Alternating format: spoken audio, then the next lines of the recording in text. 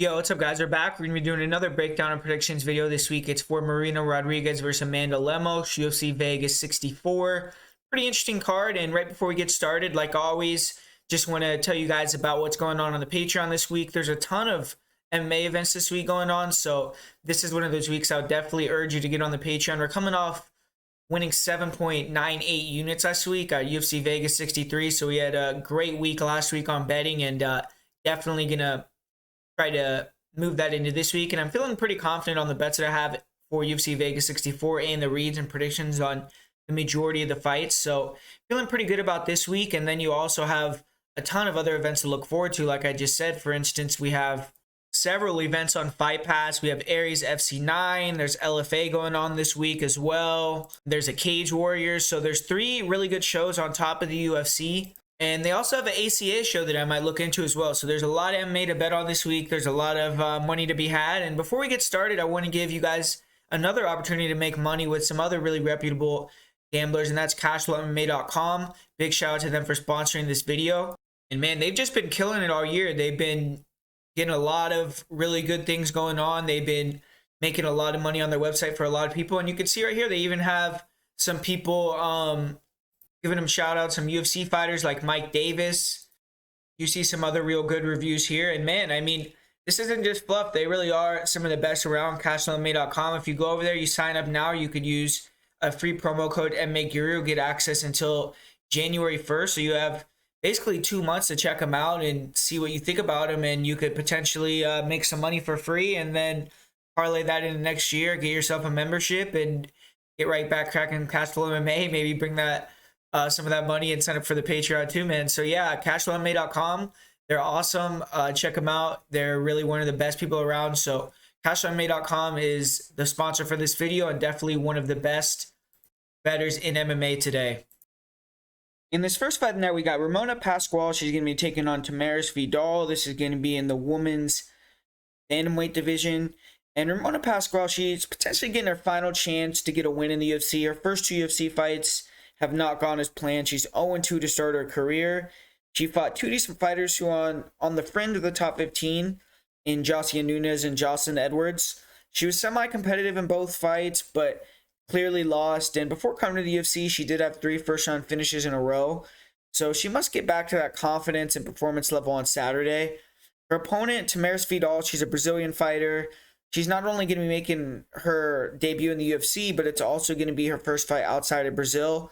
And Tamires Vidal has earned this UFC contract the hard way. Her last 4 fights have been against pretty good fighters, the best fighters that Vidal could find outside the UFC. She didn't pad her record at all. She began her MMA career, 1-3. She fought Carol Rosa, who was 9-3 when she was 1-0.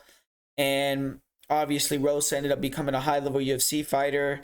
And she also, since then, recently has gone on and fought girls like Yana Gadelia, who's an Invicta fighter who's 4-1, a PFL fighter named Martina Jindrova. She fought Eileen Perez, who's in the UFC currently. And then lastly, she fought Keila Braga, who's 4-1. So UFC level competition should not be much of a step up for Vidal. And for Tamires Vidal, she's not a good striker yet. She has decent movement speed, but tends to just wing a big overhand right, throw some kicks, but not really all that effective. Fighters with good footwork that can keep the pressure will be able to beat her up from range, and she's tough. She will continue to look to close the distance, come forward, and make it a grappling match. But right now she has rudimentary striking, I would say. She's a grappler, and she's good at closing the distance, working into the upper body clinches. She tries to take fighters down against the cage, and she has good clinch control against the cage. She isn't an elite wrestler, but she has good cardio. She's relentless, and she'll press with their weight on fighters against the cage, wear them down, get them tired, and then start to take over. And she was taken down herself in her fight with Martina Jindrova. Jindrova was able to hit a couple of judo takedowns, but never really could cement position on Vidal. And in her fight with Eileen Perez, Vidal was definitely put on her back for extended periods of time. And one thing you have to worry about with Vidal is if you take her down, she is aggressive. She'll attack with leg locks that she's very good with. She was able to threaten Perez with several heel hooks. She got a heel hook finish in her last fight. And Eileen Perez, she was able to defend the attacks from Vidal off her back and control on top, get her tired. And Vidal was able to be competitive in that fight. But eventually in the third round, she got hit with some illegal shots and ended up getting the win by DQ. But it looked like she was going to lose that fight by being grinded out. But, you know, she got a point taken away in that press fight as well. And you could tell that she definitely is someone that if you give her a chance to get a point taken or win by DQ, she's going to probably take it. But when Vidal gets in top position, she's super heavy. She's hard to get up from under. She has a couple submission wins, but she's more about position over submission and very good control fighter. So Ramona Pascual, she's a grappler as well. She's big for the weight. She's strong in the clinch. She has good knees there. And I think this fight's probably going to be won by who can control the clinch positions against the cage. For Pascual, I haven't really seen many opponents try to take her down, really. I did see a fight between her and Jinsu Wu, where Wu had a lot of success controlling Pascual against the cage, and I anticipate Pascual is going to have the game plan of trying to stay at distance and strike in this one, and then when Vidal tries to clinch, she needs to try to make her pay with the heavy knees and then disengage. And at range, Pascual has some pretty heavy kicks. She probably has the better hands, but both girls in this matchup don't have great boxing skills. Pascual is going to be looking to pull her into that big left cross or the overhand left and her right hook. She is southpaw. Footwork-wise, she isn't Floyd Mayweather or anything, but I think she's the superior footwork comparison to Vidal. She needs to try to use her feet to keep the distance and not get back to the cage. And this fight being in the apex and small cage, I think favors Tamires Vidal. And Pascual, she is super tough. She's willing to take damage to give damage. She proved that in her fight with Josie and Nunes, where she got knocked down multiple times. And you know, in this fight that Ramona Pascual is going to be pulling out all the stops to win. I'm sure she's going to be very well conditioned. She's going to have a good game plan. But in this fight, I most definitely think that Tamires Vidal could potentially have a lot of success holding Pascual against the cage. Vidal sometimes doesn't do much in those positions in terms of offense, so the referee could also play a factor in this fight if he's breaking them up often. But I see Vidal as a superior grappler by a pretty large margin. In the clinch, I think she's superior, should be able to control. I think on the ground, on top, she could even possibly get a TKO or submission. Even off her back, I think she'll be able to get the better of it there by sweeping or submitting Pascual. Pascual at range with her big kicks and her straight and overhand left is where I think she has the advantage. She needs to attack the body with her knees as well on the inside. And I think Vidal's the better athlete, and I think she's going to be able to time some takedowns or at least double underhooks and control against the fence. And I just don't really have faith in Pascual to beat an opponent with her striking only. In this fight, she's outgunned where she's at her best, which is the wrestling and grappling. And unless she lands a really well-timed knee to the body that closes the show, I don't really see her winning. I think that Vidal can get the finish on the ground too. So I'm going to say it's going to be a second or third round TKO or submission victory for Tamires Vidal. I think this fight not going to decision could be a solid play if it's at the right price here for a bet. Because I think there's an outside chance that Pascual is able to catch a knee and stop Vidal. But more than likely, I think Vidal can get it to the ground at some point after Pascual gets a little bit tired and then find the finish there. So for me, I'm going to pick the newcomer here. I'm going to pick Tamires Vidal to win via second round submission. And in the second fight of the night here, we got Jake Hadley taking on Carlos Candelario. This is going to be in the men's flyweight division. And both these fighters are 0-1 so far in the UFC. Neither guy had an easy fight. Jake Hadley went in there with Alan Nascimento, who's a training partner of Charles Oliveira, who's a Brazilian submission artist. Carlos Candelario, he had to face off with Japanese sensation Tatsuro Taira. And Hadley was a pretty big favorite in his first fight. He's a pretty big favorite in this fight. So the odds makers like him. They see him as a good prospect. But I think this is a more important fight for Candelario. If you ask me, Candelario, he's coming off 2 losses in a row, not just one. He has not won a fight in over a year. He's 31 years old, so he's not young for flyweight. And he's significantly older than his opponent. Hadley, he has more buzz. He's coming out of England. He's only 26, but nonetheless, both these guys want to avoid being 0-2 in the UFC at all costs. So I think it's going to be a fun fight. And both these guys are familiar with the Apex. They both came through the Contender Series. They had their first fights in the Apex as well. And Jake Hadley is a grappler. He trains at a Team Renegade in England. And that's a gym that's known for having good wrestlers and grapplers. And he's going to be looking to use Candelario's pressure on the feet against him, duck under, hit the doubles. On top, he has really good top pressure, uses that to make fighters give their backs. And when he can get the back, he has a lot of real good rear naked choke finishes. His last fight and other fights, he has allowed guys to get deep on submissions when he was in their full guards. And seems to be real calm and composed and not really be too worried about getting submitted. And he eventually uses his opponent's submission attempts to pass. But in his last fight with Nascimento that kind of costed him because Nascimento was high level enough to sweep the position. And Hadley, even though he's a high level grappler, most of the time he feels even if he ends up on bottom, he has faith to get back on top. He wasn't able to do that against Alan Nascimento and got grinded out. Another thing that Candelario or that Jake Hadley does do is he stands very tall because he doesn't have the fear of being taken down, and off of his back he is very aggressive. I mean, you'll go for omoplatas, go-go platas, super flexible guy. And yeah, I mean, he definitely has a threat everywhere, but we saw Nascimento, if you could take him down and you could stuff those submissions, keep him on his back, which I don't think is going to be an easy thing to do, then you can beat him. Because on the feet, Hadley, he's okay, but he does overextend. He stands tall. He has good 1-2s, both to the body and the head, and he'll throw some fast kicks. His stance kind of reminds you of George Masvidal, how he could, use it to whip those kicks out there and be real fast. He isn't worried about getting taken down, but defensively, he doesn't move his head. He's very hittable. He doesn't check kicks, and still developing as a striker. He doesn't have bad striking. I think he has potential on the feet, but just has to keep polishing it up. And most fighters, Hadley is going to be able to out-grapple, though, and his pressure, his 1-2s, and length is going to be able to, get him in those positions to get the takedowns.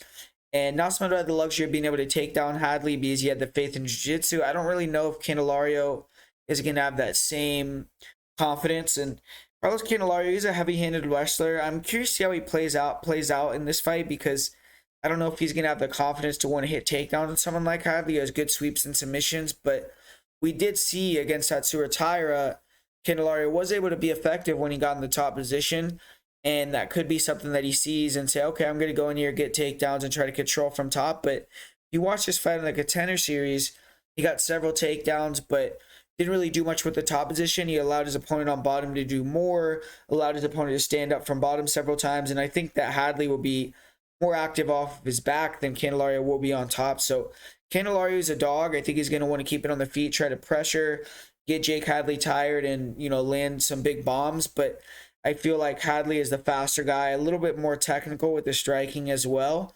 Candelario's best chance to win, I think, is to pressure, try to wear on Hadley by throwing big punches, and maybe steal rounds with late takedowns, but don't try to give Hadley a lot of time to work when he does go to the ground. But Candelario, I think if he can get on top and control, he will have a much better chance to win. I just don't know if that's a viable game plan for him.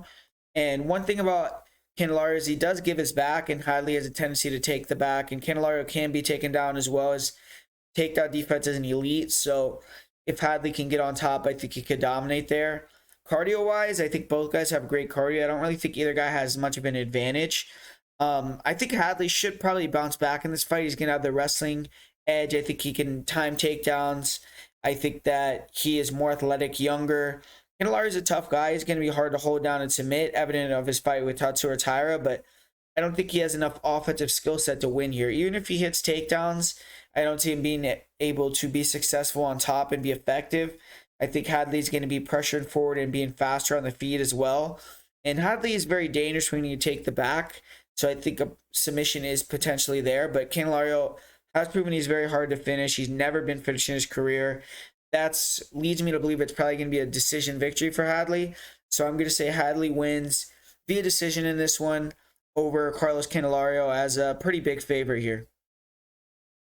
This next fight, we got a battle of two grapplers, both coming off losses. Liudvik Sholinian, he fought in the Contender Series. He went 1-1, or he fought, on Ultimate Fighter. He went 1-1. He lost the eventual Ultimate Fighter winner, Ricky Turcios. He didn't get signed to the UFC after the show, but he came in on short notice, fought Jack Shore, got absolutely dominated in that fight, really had nothing for Shore, and now he's getting his second UFC fight here. And he's a great amateur wrestler. He has good upper body takedowns. When he gets on top, he controls effectively. On the feet, he's not very good. He has okay in and out movement, but he's flat-footed on the slower side of bantamweight. He does have good pressure. The straight right hand is pretty nice for him, and he's durable. He'll go for it, but very hittable. Moves forward and backward in straight lines, is slow. He's going to struggle to outstrike many fighters who have decent footwork. In his fight with Jack Shore, he got really beat up with the jab, and he got out-grappled. and it didn't really seem like he was very good off of his back or in the cage wrestling. So I think he needs to really work on his wrestling against the cage and working back up to his feet when he does get taken down, because if he can't get back up against a guy like Johnny Munoz, that's not going to bode well. And it's been a year since Sholinian last fought. He's been working in Las Vegas. He's been working at the PI and other places. So it's going to be put to the test here, everything that he's been working on. And hopefully his cage wrestling is a lot better than when he fought Ricky Turcios and Jack Shore. And then he could potentially win this fight. But Johnny Munoz Jr., he's a specialist. He's a black belt. He has pretty solid wrestling skills. He's aggressive, tries to close the distance to get that clinch against the cage or hit a double leg right away. And on the feet, he throws some pretty good kicks, and he's athletic, but not very good. He's a fast striker. He's going to be faster than Sholinian. He has better footwork, and he's going to be trying to kick and move, time the takedowns.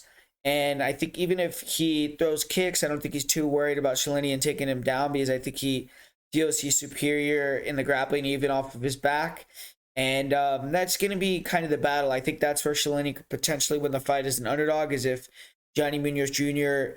gets taken down, accepts bottom position, and then Sholinian can grind him out on top. Because I feel like on the feet, it would be competitive, but I think that Munoz Jr. is a little bit faster, and he's going to throw a little bit more out there. And ultimately, I think Munoz, if he can hit takedowns, he's dynamic with the submission game. 7 of his wins are submissions. He has great cardio, and he's going to be relentless in there. I think if he gets the back, he's a beast from that position. And I just see him as the better fighter of the two when it's on the ground. The wrestling is close, but I think Munoz has better cage wrestling, and he's probably going to win by decision here using kicks, clinch control, maybe a couple takedowns.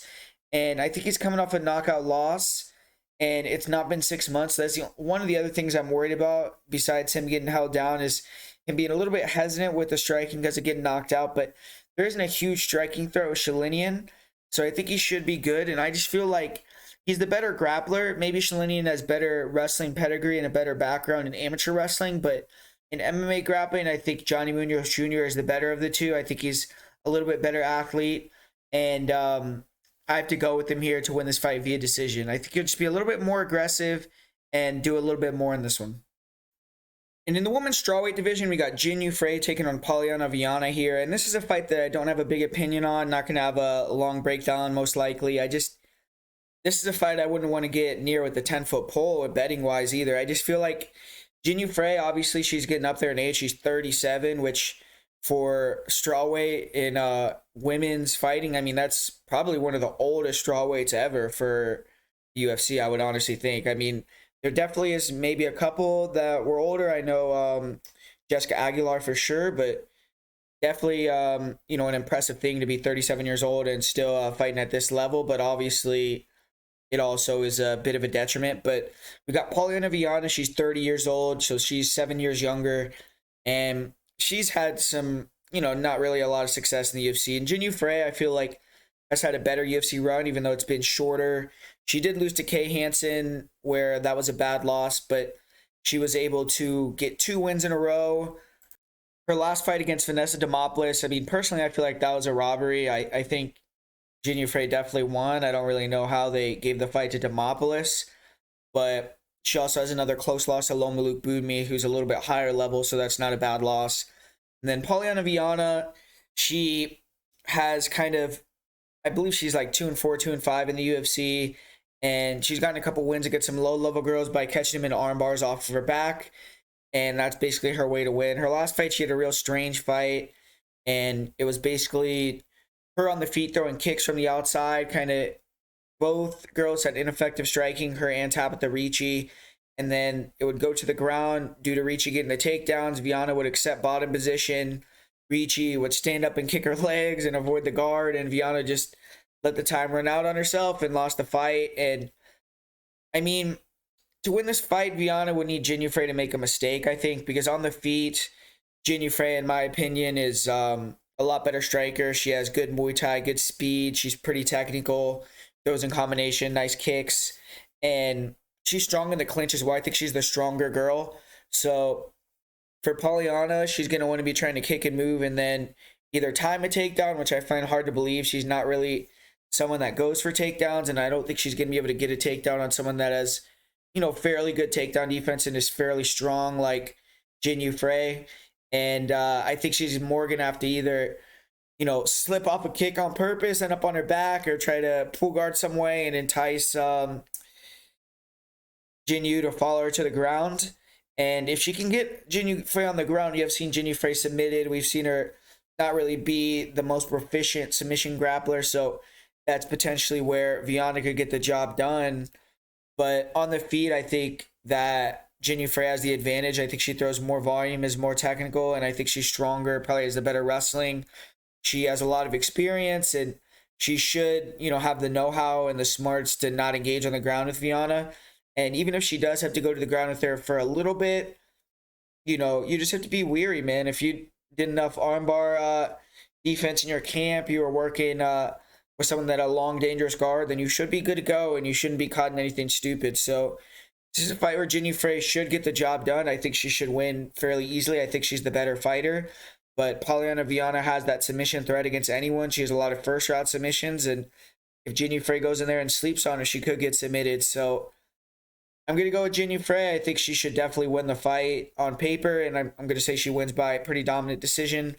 But you never really know with these lower-level girls. I wouldn't be shocked to see Jinh Frey make a mistake, get caught in an armbar, and lose in a frustrating way. So the pick for me is Jinh Frey, but one of the lesser confident picks on the card. And this next one, we got a fight at the bantamweight division, and it's Mario Bautista against Benito Lopez. Kind of strange matchmaking. I would have assumed that Mario Bautista would have got a better matchup after he just defeated Brian Kelleher in the first round by submission, but he's getting a fighter in Benito Lopez that is coming off a victory in the UFC, has a winning record in the UFC at 2-1, but hasn't fought in over 3 years. Since the last time we saw him, he had a baby, he became a realtor, so hopefully he's coming back to fight for the right reasons, not just get a quick payday, but kind of have to see how he looks. At one point, he was a fighter the UFC was trying to push. Lopez, he was obviously Mexican, he was fighting out of Team Alpha Male, and he had a flashy style. And his opponent, Mario Bautista, he's already had 5 UFC fights, though, since the last time that Lopez has fought, and he's won 4 or 5, 2 in a row. The last fight, he, like I said, submitted Brian Kelleher in the first round, which is the biggest victory of his career. And I think Benito Lopez is kind of a step back in competition, but for Benito Lopez, he last fought against Vince Morales. He won that fight, and I think this is a pretty big step up in competition from Vince Morales to Mario Bautista. But with Lopez, we got a guy that's real tall, rangy. He's going to have a 4-inch reach advantage in this one. And he's quick, he's agile, he has good footwork, he could switch stances, he'll throw a lot of feints out there, nice kicks, big leg kicks, he'll throw real nice kicks to all parts of the body. And his striking is real free-flowing, dynamic, flying knees, spinning attacks. And he's a difficult fighter to read, but he will float his chin as he pulls back. He likes to try to frame with his lead hand to give distance and pull away, and that can get him dropped. It got him dropped against Vince Morales. He isn't the greatest when you could pressure him heavily, and he isn't an offensive grappler, nor is he a wrestler. But if you do take down Lopez, you have to be ready for his guard, where he is going to throw up arm bars, he is going to throw up triangles. So he is a danger factor in the submission game. And being at Team Alpha Male, I haven't really seen him attack the neck too much, but I would assume he probably has a pretty good guillotine as well. So if you take him down, just you have to know that he's going to have a decent submission game. And he's only 28 years old, so even though he's took this time off, if he's been training, he's been putting the work in, he could potentially come in as a better version of himself. He's already a good athlete, and he's a pretty solid striker. So if he gets better with his boxing defense, with his footwork and ability to not get backed up so much, and also with his defensive grappling, then he could become a force and become a better fighter in this weight class. But Mario Bautista has proven more and more that he's already getting closer to that finished product. When Mario Bautista came to the UFC, we saw him more as a striker, and he is a very good striker. He has good distance control, nice movement. There's a lot of volume. He's good in the clinch, good on the inside. Kind of a pressure guy that throws a lot of strikes out there and tries to break fighters. And he's also good on the inside. And recently, he's been working on the grappling and really rounding that out more. If you saw his loss to Corey Sandhagen, he ended up getting submitted in that one, and I think after that, went back, worked on the grappling, the wrestling, and he was able to out-grapple Jay Perrin. He was able to take down Brian Kelleher and submit him with the rear naked choke. So with this fight, I think he's going to be looking to get the pressure and then the takedowns on Lopez. That'll be the easiest path to victory. Nino is dynamic on the feet, and if Bautista keeps it there, We did see him get clipped against Trevin Jones, get caught and countered. So there's a potential that Lopez could catch him. Bautista, he is a little bit reckless the way that he comes in. He's a little bit hittable with at times, and I think he shored that up a little bit. But against Lopez, there's still a danger factor there for a knockout. So I think if he can grapple, get it to the ground, you have the advantage there. Has to be a little bit weary of the submission game of Benito off of his back, but as long as he's smart, he's not going to get submitted with anything. I think he could dominate and maybe find a finish, be a submission, ground and pound, or win the decision. Hard to pick Lopez in this spot just because he hasn't fought in over 3 years. He's had a lot of things going on outside the fight game. I don't know if he's been training 100%. I have no idea what he's been doing during his 3 years off. So I think Bautista, who's been dedicated and who's been getting wins, who just got a big high-level win, has to be the pick here. And I'll say that he gets it done via submission. So I'll go with Mario Bautista to get a second submission in a row here. And in this next fight, we got a rematch and a rescheduled fight that was supposed to go down a couple months ago. The first time they were supposed to fight Shanna, she had problems with the weight cut, and that's why the fight was canceled. But now she is good to go, hopefully, and she's going to be able to make the weight. And it's a rematch from a fight that happened in 2019. The first time they fought, it was not competitive, and I am a little bit surprised that the UFC wants this matchup. I feel like it's a little bit of a step back for Maverick. The first time these girls fought was an Invicta, and Maverick won via first-round rear naked choke. She's coming off her first UFC submission finish, and she lost 2 fights in a row before that, but her win over Sabina Mazo was a good win. She kind of erased the naysayers a little bit, and she's still a girl with a decent name for the weight class. People have high hopes for her, and she's 25 years old, so she has a ton of time to improve and get better. Shanna, she got her first UFC victory in her last time out. She defeated Gina Mazzani, and she was able to get the finish in that one too. And she's been looking a lot better since moving to Nevada and working with Syndicate, and it likely saved her UFC career with that victory. And now she has a little bit of breathing room in the company, but they're doing Young no favors. They're throwing her here against Miranda Maverick. She's a huge underdog, and unless she shows some big leaps and bounds in her ability, then I think Maverick's going to get the job done again. But Shanna, she's going to want to keep this fight on the feet or get on top, and a lot of her offense comes from her lead leg kicks, and with Maverick being southpaw and a wrestler, I do think it makes it hard for Young to let those shots go. Young has decent ability to slide in, slide out with the counter jab and rear cross.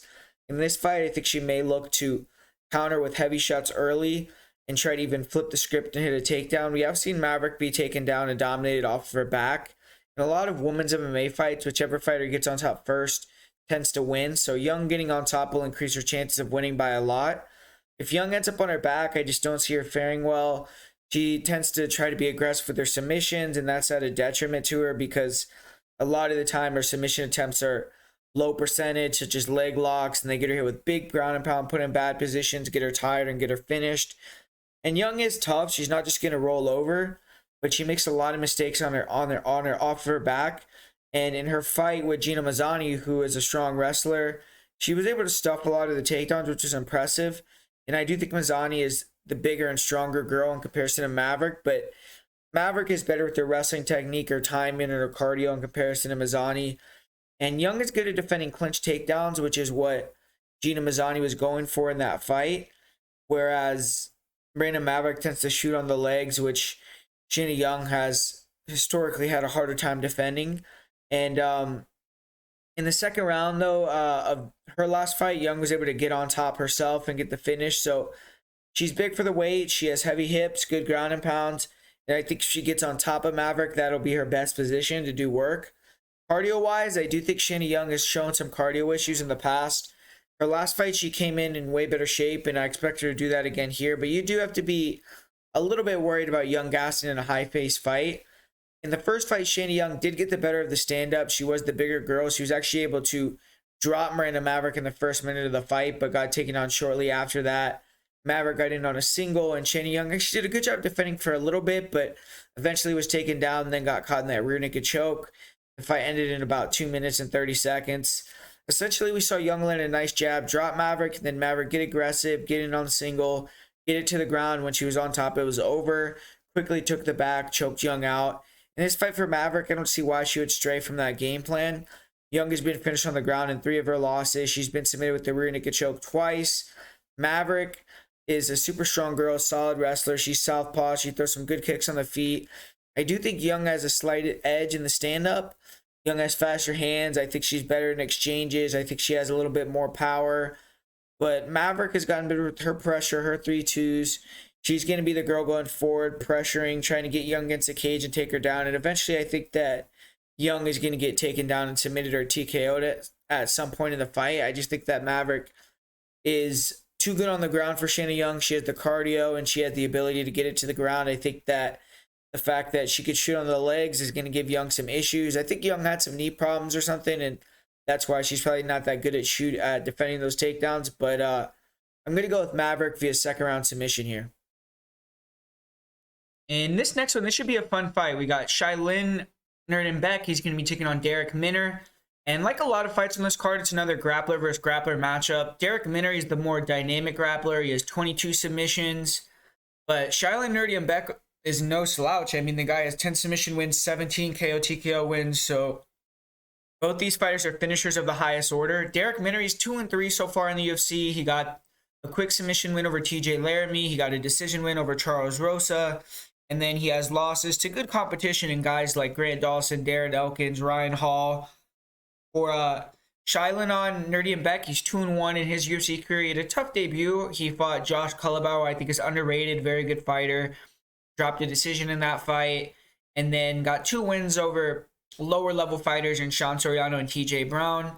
TJ Brown is an okay win, I would say. But I think Minner is fighting for his contract here. He has 2 losses in a row. So the man with much more to lose is Darrick Minner for sure. And this is the second crack in a row also for James Krause to break down Nuerdanbieke and get the win over him. So Nuerdanbieke is going to be able to have a chance to defeat James Krause 2 times in a row, or James Krause is going to, get the beat on him. A lot of people talk about James Krause being a wizard, such a great coach. So he's going to have a chance here after watching Shayilan Nuerdanbieke beat his guy TJ Brown in the corner to come up with a better game plan for Darrick Minner here. But for Nuerdanbieke, he is experienced and he has decent striking. He has pretty good upper body movement. He'll try to slip and rip with big overhands, hooks. And his last fight, he did land a big right hand that dropped TJ Brown. But he is susceptible to leg kicks for sure. You do have to avoid getting taken down off the kicks because he does have good wrestling, good timing on his body locks. He's very strong. But his striking overall, he's pretty rudimentary. He's very hittable when you back him up. He definitely is very vulnerable, and I feel like both these guys aren't the greatest strikers, but Minner is maybe a little bit better. But when Nuerdanbieke can get his wrestling going and get on top, he does a good job of great fighting legs, trapping wrists, opening up positions for ground and pound. He has a lot of ground and pound finishes, and his go-to submissions are arm triangles and rear naked chokes, and mainly gets submissions after breaking and gassing guys out. And earlier in his career, he did get submitted several times. And that's a little bit of a worry when you're facing a submission specialist that's extremely aggressive like Darrick Minner on the ground. But he hasn't been submitted in over 3 years, Nuerdanbieke. And he did get submitted, though, 6 times overall in his career. He's got put in some submission danger even in the UFC. TJ Brown had him in a triangle at the end of the first round. And if I were Nuerdanbieke, I would try to keep it standing early, not grapple as much, try to get Minner tired by defending some takedowns and maybe eating some punches and keeping the pressure. And then as the fight goes on, when Minner starts to slow down, then you can get the takedowns yourself. But I think Nuerdanbieke has a better cardio, and he has to fight smart and try to weaponize that. Darrick Minner, I mean, he fights one way, and it's all action. He's trying to change his game a little bit, be more economical, but Minner wants to bring that neck home with him in the first round, if at all possible. And on the feet, he likes to be wild. He's pretty mobile. I think he's the faster guy. He stands tall and holds his hands low, and he has no problem with fighters trying to take him down. So he can let go with big overhands, hooks. His leg kicks aren't bad. And he'll throw some dangerous front kicks to the body, to the head. And he wants to be wild, so fighters shoot in on him, and then he can snatch the neck. His guillotines are top-notch. He has some of the best in the UFC. When he gets taken down, he'll attack arm bars, triangles. He's a very dangerous guard. He has great sweeps. And he has shown an ability to get takedowns with doubles. I don't know if he's going to be able to take down Nuerdanbieke, but if he does, when he's on top, he's super aggressive with his back takes. He'll go to the mount and hunt triangle arm bars. He has good rear naked chokes and a ton of submissions. So in this fight, I feel like either he's going to get that early submission again, or the big issue with Minner is going to come and rear its ugly head again with the cardio. I mean, he tends to get himself tired going for a ton of submissions, and when he can't get him, he gets knocked out or he gets submitted himself. So kind of like a Charles Oliveira of old type of guy. I'm not saying he's the same level, but same type of thing where if he can't get that submission blitz finish in the first round, he sometimes will just fall off the cliff. But this to me is a good matchup for Minner. I mean, he might get clipped by being wild on the feet or get tired and then finish on the ground by Nuerdanbieke, but I think he has a big advantage in the grappling. Nuerdanbieke has been submitted several times, and I think Minner will be able to catch a submission in the first round. I think if he's taken down, he could sweep and get on top or submit off of his back. And I think the only way Minner loses here is how he always loses. If he gets tired and gets himself finished in the later rounds, but this is a step down in competition. I think he's going to get the job done. He also should be getting some good pointers by his coach, by TJ Brown. He's coming off a loss to Ryan Hall, but Ryan Hall is a strange matchup for anybody to fight. Before that, he fought Darren Elkins, and he was dominating the fight before Elkins turned the tables on him, and we all know how hard Elkins is to finish. And yeah, I'm going to go with Minner to win this fight via submission in the first round. I just think he's going to catch him. And even if he can't, I think he could still grind it out because I think he's the better grappler. And he can get on top or sweep and get on top and stall out some time if he's tired. So I'm going to go with Minner here to pull the upset. And Grant Dawson versus Mark Madsen, we're finally going to see it go down here. It was supposed to happen last week. I don't know exactly what happened. Grant Dawson jumped in on short notice, so maybe he wanted a little bit more time and they gave it to him, or I don't know. I'm not really sure. I didn't hear why exactly that fight got switched to this week, but with Marco Madsen, I mean, we have arguably the best wrestler in the entire UFC. I mean, he's a former Olympic Greco-Roman wrestling silver medalist. Transitioned to MMA a little late, but 38 years old. He's 12-0, and he's looking to finally face ranked competition if he can beat Grant Dawson. He's 4-0 in the UFC, and he was able to get wins over Austin Hubbard, Clay Guida. They were a little bit, uninspiring wins. And then he got a win over Vince Michelle, which was a good one in his last fight. But it was also a good matchup for Madsen with Pichot having knee problems, bad takedown defense, and this is going to be the toughest fight of Madsen's career so far. It's a harder fight than he initially had, in my opinion, with Drakkar Klose, who I believe is an easier fighter to take down than Grant Dawson. And Dawson, he's undefeated in the UFC. He has a draw mixed in there, but he's 6-0-1. He started his career at 145, but after failing to make weight a couple times, he bumped up to 155. And just coming up to 55s, he's definitely had a harder time. He had a hard fight with Leonardo Santos, had the draw with Ricky Glenn, and then got the win over Jared Gordon. And this is the second fight of the year for Dawson. If he can beat Madsen, I don't really see how he can be denied a ranked opponent next. So whoever wins this fight is going to take a step up in their next fight, if you ask me. But Dawson, I think he has a lot to prove at 55s. He did beat Jared Gordon, but to me, Gordon is a small 55er, kind of a tweener. He used to fight at 45, just like Grant Dawson did. And then he beat Leo Santos, but Leo is in his 40s and was well past his prime. So, this is to me the best opponent that he's ever faced at lightweight either. And this is a fight between two wrestlers with limited stand-up. I think it'll probably be like Mark Madsen versus Guido, where it's going to play out on the feet. I don't really see Dawson being able to take down Madsen. And if anything, Madsen's going to be the one that gets a couple takedowns, but I don't know if he has the grappling to keep down Dawson. He hasn't really shown great top control. On the feet, both fighters are works in progress. I think that Grant Dawson is a little more active, and he has a more myriad of attacks. The knees are going to be a dangerous strike against Madsen. We saw the knees be a factor for Austin Hubbard, and Grant Dawson does have nice knees up the middle. Dawson also throws a lot of kicks, and a lot more kicks than what Marco Madsen throws. So he'll throw some different type of strikes. Madsen, I think, is a bit more technical and sharp. He has a clean jab.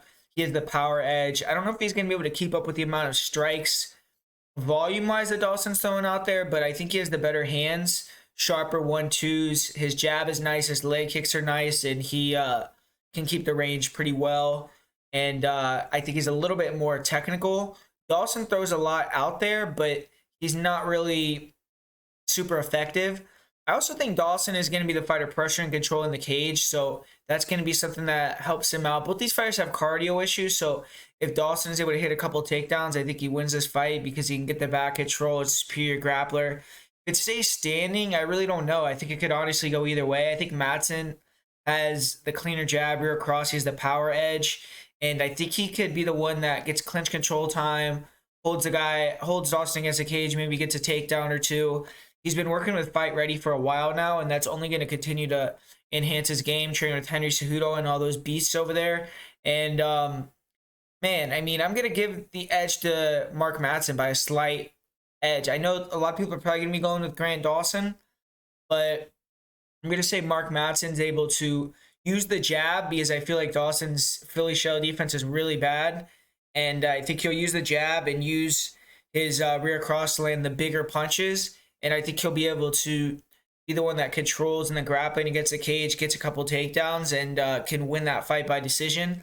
So I'm going to go with Mark Madsen here to win in a slight upset. I feel like the line is a little off. If anything, I feel like it should be close to a pick'em. I don't really know where Grant Dawson has earned the respect to be over a 2-1 favorite. If you disagree with me on that, I mean, tell me why. Why do you think Grant Dawson is such a big favorite over Mark Madsen? I mean, we've never from what I've seen have had a fight where Grant Dawson wins with his striking, and I don't see him being able to take down or out-grapple a Olympic silver medalist. So ultimately, I think Mark Madsen is going to be able to keep this one on the feet and get the job done, and I think it'll be kind of a sloppy, ugly fight, but I think he'll be able to edge it out. So give me Mark Madsen. And this next fight, this is an interesting matchup right here because you have Nate Maness, who's a pretty big bantamweight in my opinion. I thought he was decently sized for the weight. He's deciding to make the drop down to 125 for this one. So if he can make that 125-pound limit, he's going to be a really big guy for flyweight, and we'll see how he could fare there. But 31 years old, he definitely needs to start getting the ball rolling now, and he doesn't have an easy task ahead of him with Tagir Ulanbekov as his first fight in the weight class. Tagir Ulanbekov, he is another one of these Russian fighters, but he actually comes from a part of Russia where they're more striking oriented, and he does like to strike, it seems like, more than grapple in a lot of his fights, but he definitely has the wrestling in his back pocket. And on the feet, he's very long and rangy. He has good footwork, movement. I think he's going to be the faster fighter and the better mover in this matchup. More of a counter striker.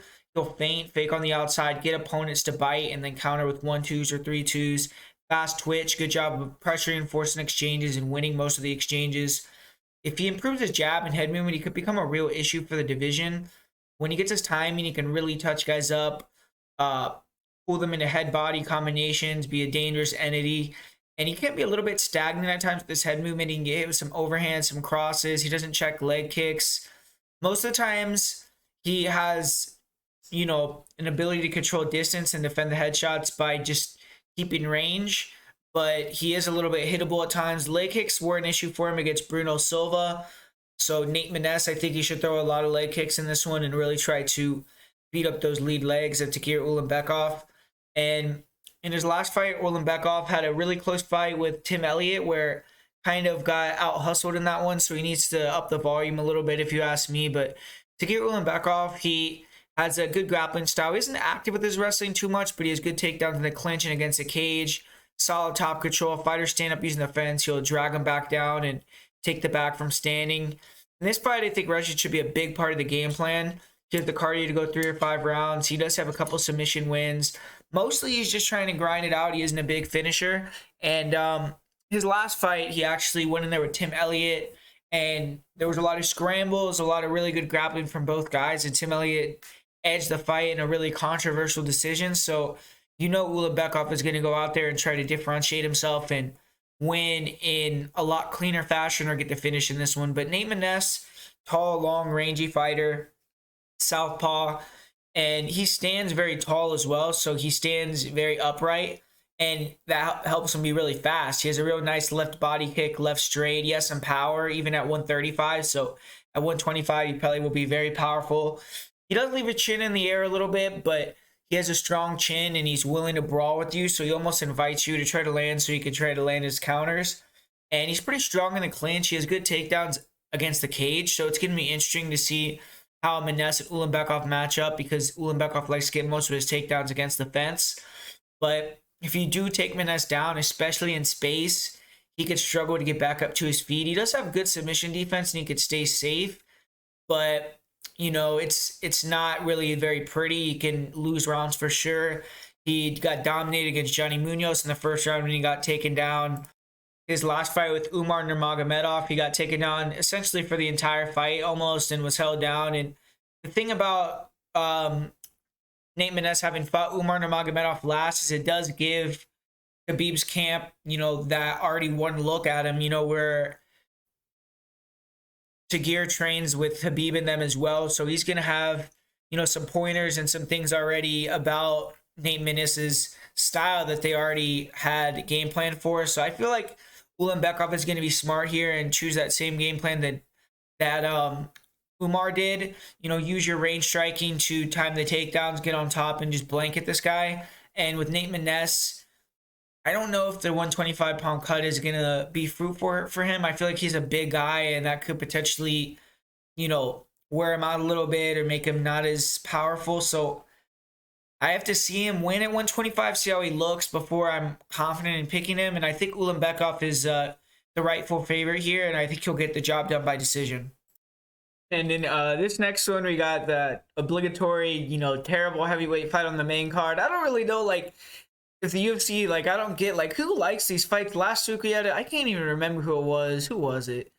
We had two other, I can't even remember. There was two other heavyweights last week that were on the main card that had, a real snooze fest of a fight type thing. And, yeah, man, I mean, Josh Parisian versus Chase Sherman, I don't know. I mean, basically saying the names of these two guys in the fight basically tells you what you need to know. Stay away from it. Don't bet on it. If you ask me, I mean, the odds makers got it at even money. I mean, it's really hard to have faith in either one of these guys, but not really much to say about this fight. I mean, two very low level, bottom of the barrel, untrustworthy heavyweights. Both guys are coming off victories, but they're not anywhere near the top of the division.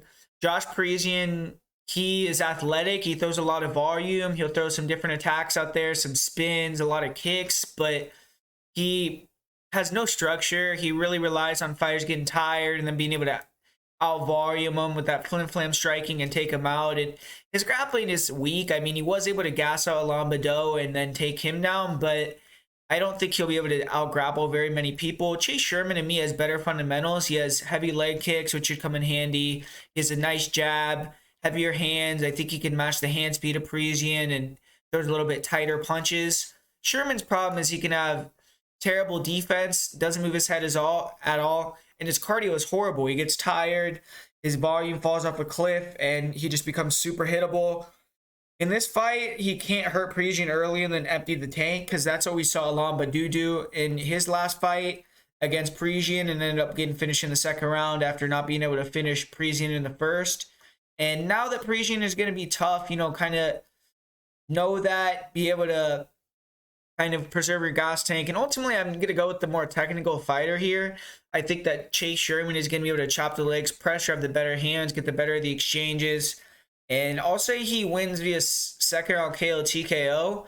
But yeah, I mean, I could never trust Chase Sherman. And even though I feel like he should get the win here, I think he's the bigger guy too and a little bit better fundamentals. But yeah, I mean, I just don't have a lot of confidence, but I'm going to pick Sherman to win by second round knockout. In the co-main event, we have two fighters squaring off in the welterweight division in the UFC. Daniel Rodriguez, he's going to be making his drop back down to welterweight. His last fight, if you remember, was that real weird scenario where Chimaev missed weight and he was going to fight Kevin Holland anyways, I believe at 178 pounds, and ended up fighting Leach at 180, or I believe that was the weight, 180 or something like that. And yeah, he got the win, controversial fashion. But it's been a while since Daniel Rodriguez actually had to make the drop all the way down to 170. It's going to be almost 2 years, I believe, since he's had to make that drop down in weight. So we'll see how he does with that. But I think he'll be fine and make the weight pretty easily like always. And we'll get a good fight. Neil Magny, we know what we're going to get out of him. He's a guy that's had 27 fights in the UFC at this point, which is pretty phenomenal. He has the most wins in the welterweight division's history in the UFC. And 20 wins would be nice. Right now he's at 19 wins. 20 wins would be a good way to cement himself even further. I don't think he's thinking about retiring or anything at this point, but I do think Neil Magny is starting to decline a bit. He's been, a warrior for the UFC forever, and having 27 fights, I think it's a little bit going downhill for him. His fight with Max Griffin, I don't think he looked great, even though he picked up the victory. And then he was dominated by Shavkat Rakhmonov. And this fight's tricky, though, because Daniel Rodriguez, he did fight Rico Farrington, who has a similar frame to Neil Magny. He's 6'4", he has a 79-inch reach. Magny 6'3" with the 80-inch reach. But Rico is a pure striker. He didn't bring that grappling element into the game that Neil Magny is going to bring. And Daniel Rodriguez has never really fought anyone like Magny who has that frame and also is well-rounded. But he's fought different styles. For instance, like he's fought fighters that are good movers like Nick Dalby. He's fought that long striking style like Dwight Grant, like Rico Farrington. He fought a high-level wrestler like Kevin Lee. He was able to fight a knockout artist in his last fight like the Leech. And, so he has a lot of experience against different style opponents, and he's 17-2. So he's been able to do really well against almost everyone. The one loss that he did have in the UFC, a lot of people felt like that was a robbery against Nicholas Dalby. So he could be undefeated in the UFC, and he could be 18-1, which would be, an even more impressive record. For some reason, 18-1 sounds a lot better than 17-2, right? But, Magny, this guy has endless cardio, elite durability, well-rounded skills, and he needs to win this fight to defend his position in the top 10, top 15. I feel like if he loses this fight, he'll probably be bottom of the top 15, and then he'll be like kind of one fight away from maybe being, I don't know if he'll get cut, but just being kind of in obscurity and maybe retiring or something like that. So this is a big fight, I believe, for both guys, because we know what happens when you beat Neil Magny. When you beat Neil Magny, you become a legit top 10 guy, and it would really make Daniel Rodriguez and his win streak, the success that he's had in the UFC, solidified, get him a big name opponent in his next fight. And I'm not saying Neil isn't a big name opponent, but Neil is kind of that gatekeeper to fighting guys in that top 10, top 8.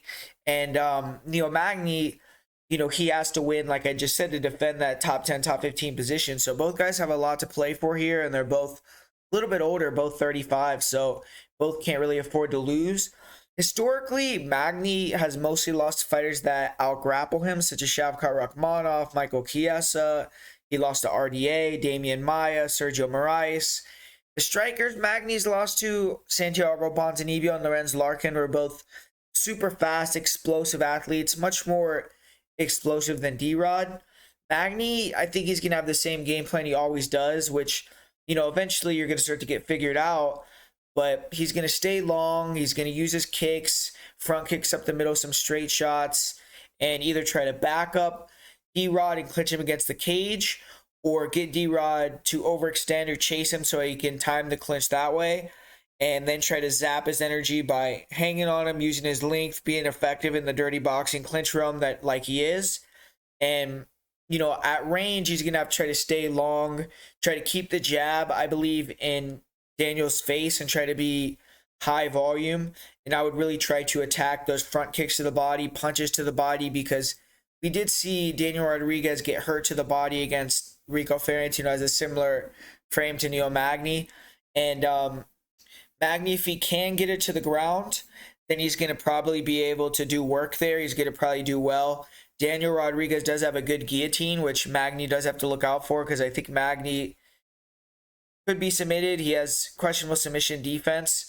And but if Magny can get on top in cement position, he'll probably be able to control, get Rodriguez tired, and that could lead him winning the fight. So I think he should really try to push the pressure and make it a real clinch war against the fence, and eventually try to get the takedown and beast D-Rod on top. And for D-Rod, I think that he's going to be moving around and not really trying to use that pressure style early. Maybe in the later rounds he might do it, but Neil being a cardio machine, I don't know if he'll ever have Neil tired enough where he's going to be able to just pressure him and walk him down without the threat of the clinch. But I see D-Rod looking to move around, throw the inside kicks, try to work his check left hooks and jabs as Magny tries to enter range. And he's going to try to, find his times to back up Magny and try to land big overhands. But I think Magny is going to control the center, and D-Rod's going to be on that lateral movement, circling, going side to side, not staying against the cage. And he's going to have to not get clinched up, because if he lets Magny back him up, clinch him against the cage, then it's going to be a long night for him. But I think, with Magny's forward pressure, D-Rod's going to be able to stick that jab in his face, land some big counters, big leg kicks, stick and move. And D-Rod has been taken down a few times. If Magny can get him down, he may start to swing the fight. I'm a bit worried about D-Rod coming back so soon after his fight with the Leech too, because I doubt that he was at 100% during this full training camp. But I think his technique is boxing, staying very balanced, disciplined, not getting overextended, having very good footwork. It's going to pay dividends for him in this fight. He has the cardio to not get overwhelmed or tired out from the pressure either. I see Rodriguez being able to move around, use his footwork, the jab, pull counters, box up Magny, land some big punches, use that check hook. And Magny's super durable, and if I'm Rodriguez, I'll just worry about touching and moving, not looking for the KO. And it could definitely materialize because I think Magny's chin is fading a little bit. But I'm going to say D-Rod wins by decision, probably 29-28 with Magny taking the third round. And I think D-Rod's going to cement himself with 5 wins in a row as top 10 material.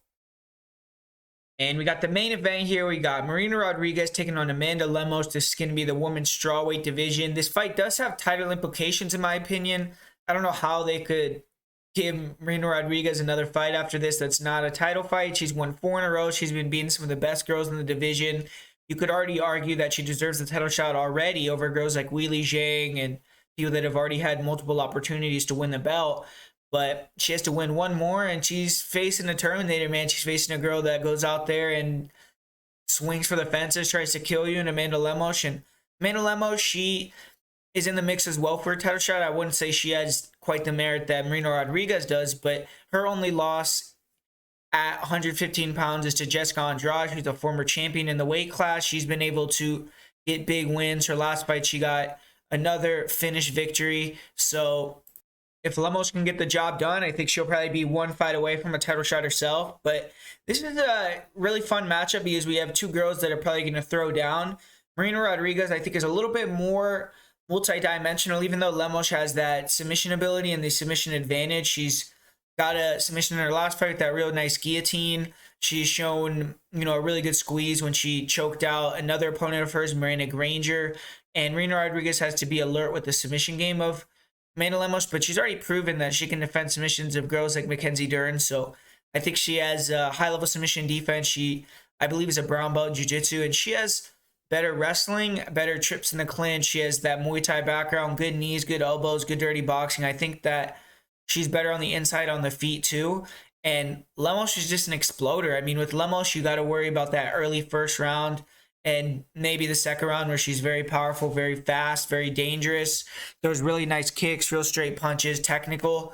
And Rodriguez, she is hittable, so she's going to have to potentially survive getting rocked or getting hit by some big punches early in the fight. But Rodriguez is one of these girls that has super technical Muay Thai, great pressure, kind of similar style to a Ioane and Jacek. There's a lot of volume, a lot of leg kicks, a lot of 1-2s, real clean. And she likes to close distance, get in the clinch, mix in elbows, mix in knees.